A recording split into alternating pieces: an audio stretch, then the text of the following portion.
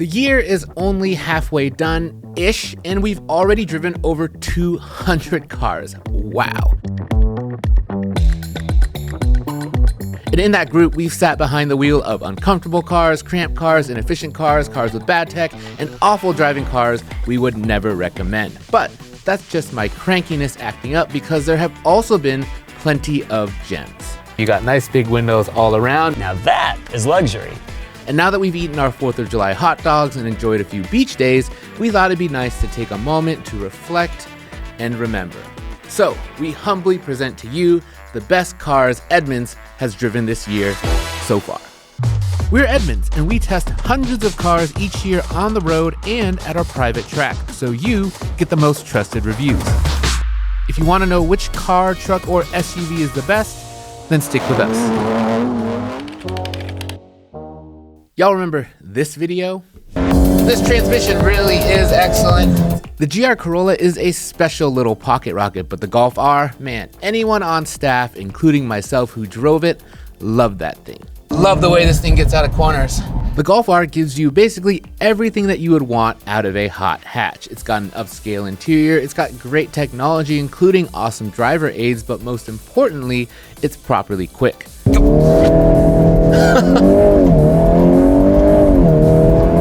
But what really sets it apart is its customizability. Within its custom drive mode, you can actually choose between about 15 different suspension settings. So that means that you can make it soft and comfortable for daily driving, or stiffen it all the way up so it's at home on an autocross course. The Volkswagen is a riot to drive, but also has the versatility to handle a lengthy road trip or even carry big boxes home from IKEA. Now you're right, the climate controls, they are annoying, and it does need more paint color options, but we can look past those things for a car that's this good at everything else. Oh, and by the way, if you're looking for your own Golf R or any other new car on sale today, head over to Edmunds.com, where we'll even help you find the best price. Now, what if you want a 3-row, but make it electric? It felt like we waited a decade for the EV reimagining of the Volkswagen Bus, but our patience finally paid off because it's here, it's real, and it's spectacular. First off, Volkswagen absolutely nailed the design with this thing. It looks retro and futuristic in all the best ways, and that two-tone paint job, don't skip that if you're ordering one. And backing all that up is an immense amount of practicality. This thing has an absolutely cavernous interior. You know my little 3 Brians test? This thing is big enough to fit 4 Brians and even potentially more. And on top of that, this is the only electric 3-row with sliding doors as God intended. The ID Buzz has a combination of practicality and personality that's rare, and if it had a bit more range, it'd be practically unimpeachable because that's really its only weak point. Volkswagen, great job. You built a good one. And now to change gears almost entirely, we have the Porsche 911. Not a perfect car, but damn close. Pretty much nothing drives better than one of these, and we've been lucky that in the first half of this year, we've had a few variants come through our doors, including the base model, the Cabriolet, and even that new hybrid GTS. Now, even the base model, that sets a really high standard when it comes to driving because there's nothing base about it. It's super quick, it's got fantastic brakes, and the good news is if you go to the convertible, you don't really sacrifice any driving dynamics either. While I'm super jealous that I didn't get to drive the Cabriolet when it was here, I did get to drive the GT3 in Spain in January, so I guess it all kind of balances out. And when we're considering sports cars, almost nothing we drove this year was better than that 911. Almost. More on that in a little bit. Oh, and just a reminder, if you're looking at any of these cars and want more details or our full reviews and a ranking of how that car compares to other cars just like it, that's all on our website at Edmunds.com. There's something special about a vehicle that's simply really well executed all around. And this year, that was the BMW X3. Now the X3, it's not flashy, it doesn't make crazy noises, and I would also say that it's not particularly good looking. But what it does have is an efficient turbo 4-cylinder under the hood that gives it good power, and it's also very comfortable and has more cargo space than you're going to find in most other small luxury SUVs, and that gives it utility that its competitors can't match. As we found out, there is very little not to like about the X3, but there are still a few things. This is hard plastic, this is hard plastic. It just doesn't feel very nice to the touch. What's exciting is that we got an X3 of our own to add to our 20-ish car year-long road test fleet so we can spend extra time and miles in it and find out what it's like to actually live with. So stick with us to find out. Remember when I said we test everything? But remember, we test everything. Well, lucky for me, sometimes that means I get to spend a week in a bright orange Bentley that was one of the best cars any of us have driven all year. Everyone talks about the details when it comes to a Bentley, the wood, the leather, and the fact that you can get literally millions of different combinations of colors and materials on its interior and exterior. But what really transformed this Bentley was the introduction of its new plug-in hybrid powertrain, and that means that you get upfront electric range, you can drive around town silently, and that whenever you want it, you still have 800 horsepower on tap to push you back into those quilted leather seats. This thing is gigantic, but it's also mega fast. Now, while I personally can't imagine spending a house's worth of money on any car, this car is so well done. Nothing scored higher in our ratings this year in the comfort section, and we doubt anything else will. If only I could rip out one of those front seats and make it my chair at work, I'd be very happy. Now we're moving from an actual Bentley into something that was styled by some former Bentley designers, but for a lot less money, the Genesis GV70.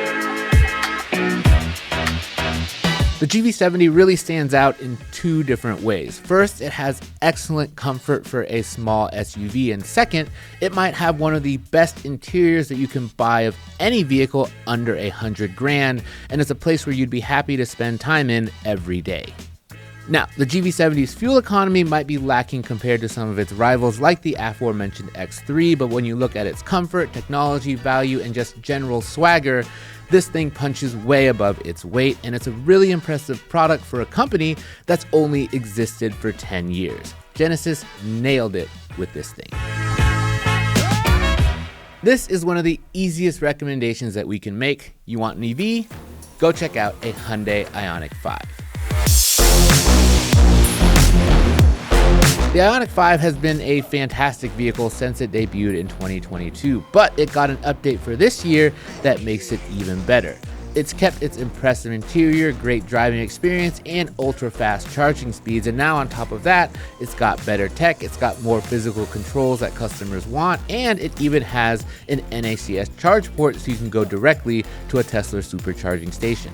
And guess what? There's also an off-roady one. And then there's the crazy fast drifty one that also throws down at U-drags. We mentioned the Golf R's hot hatch versatility earlier, but the Ioniq 5 can offer you even more performance and more utility than even that thing. I struggle to think of a car that does as many things well as the Ioniq 5, and somehow it's still not the best EV we've driven so far this year. Wild. Talk about a car that knows what it is, makes no apologies, and just carries on its merry way in comfort and utter quietude. Obviously, I'm talking about the Lexus ES. That's right, we don't just drive brand new cars, we also bring back cars that have been updated or that we just haven't tested in a while to make sure all of our ratings and reviews are fresh and accurate. And even though this ES is getting older, we still love it. Now the ES, it isn't sporty, it doesn't have crazy technology, and if we're being honest, it's not all that exciting. But what it is a luxury sedan in the purest sense. It is going to get you from point A to point B in comfort and quiet, with a very high quality interior. And on top of that, it's also offered as a hybrid model that will give you 44 mpg combined. Not a lot of car enthusiasts get as excited about an ES as they would some of the other things on this list, like a 911 or a Bentley. But seriously, they're the ones that are missing out because this Lexus is excellent. Not all cars have to be showy. They can also be rock solid and understated while nailing the fundamentals, and that's the ES in a nutshell. Remember when we mentioned there were almost no better sports cars than the 911? Almost nothing we drove this year was better than that 911. Almost. The BMW M2 is the reason for that. It is fantastic. The M2 is almost everything that you want a sports car to be. It's just as fun if you're driving it around town as when you're thrashing it on a track. And it maintains the driver-car connection in a way that is missing in many modern sports cars. And on top of that, you can still get it with a manual transmission. The M2 is truly special and a reminder that when it wants to, BMW can still put together a hell of a driving machine. Now there's a few compromises, of course. You don't really want to put people in the back seat. It's stiff around town and it's very thirsty for its size, but come on, that's not why you're getting one of these anyway. You buy an M2 because on a perfect road, on a perfect day, you need the perfect car to bring with you, and it nails that mission. Our test loans usually last around 2 weeks. This is one we wish we could have made last for 2 more years. And for the last car on our list, the new Tesla Model Y. Now, the Model Y has always had some very good strengths. It's got great cargo room, big range, intuitive technology, and plenty of performance. But what makes this current iteration of the Model Y so formidable is that it basically went back and fixed all the weaknesses of the old one. Subpar interior quality? Here, have a brand new interior with better build quality and also improved materials. And the old Model Y was one of the worst riding vehicles that we've ever tested. You really feel every bump and jitter on the road. It's just a very unsettled feeling at all times when you're driving it. And the new one, it's one of the best riding EVs in its class.